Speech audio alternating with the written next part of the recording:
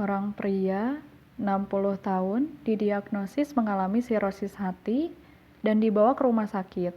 Ia mengalami muntah darah, berak berwarna hitam, dan asites. Kira-kira perdarahannya terjadi karena apa? Yang A. Perdarahan vena esofagus, dan seterusnya. Coba kalian jawab dulu. Pause. Ya, jadi kita bahas ya. Jadi muntah darah itu istilah medisnya adalah hematemesis. Berak berwarna hitam biasanya mengacu pada melena. Karena kenapa berwarna hitam? Karena hitam itu udah bercampur dengan asam lambung. Jadi perdarahannya memang di saluran cerna bagian atas.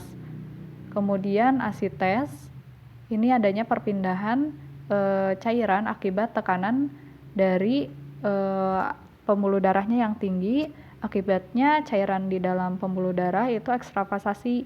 Kalau asites biasanya ke rongga peritoneum. Nah, kira-kira perdarahannya itu terjadi karena apa? Yang A, yaitu vena esofagea, itu paling dekat, jadi sirkulasi porta itu biasanya untuk hepar sendiri dari vena-vena yang ada di splagnik atau dari saluran cerna, yaitu ada vena esofagea, gastrica brevis, kemudian vena mesenterica, kemudian mesenterica baik yang inferior superior, yang superior terutama dari yang splagnik atau lienalis, kemudian yang azygos proximal. Nah, di sini lebih mengarah pada vena esophagia karena sirosis hati itu paling hepar itu kan paling dekat perdarahannya dengan bagian dari esofagus.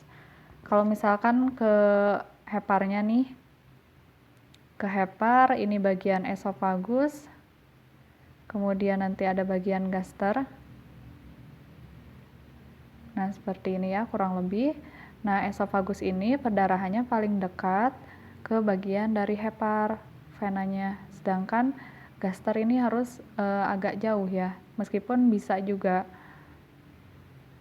Tapi meskipun seperti itu, perdarahan pada bagian dari vena gastrica brevis itu jarang terjadi sampai muntah darah yang banyak.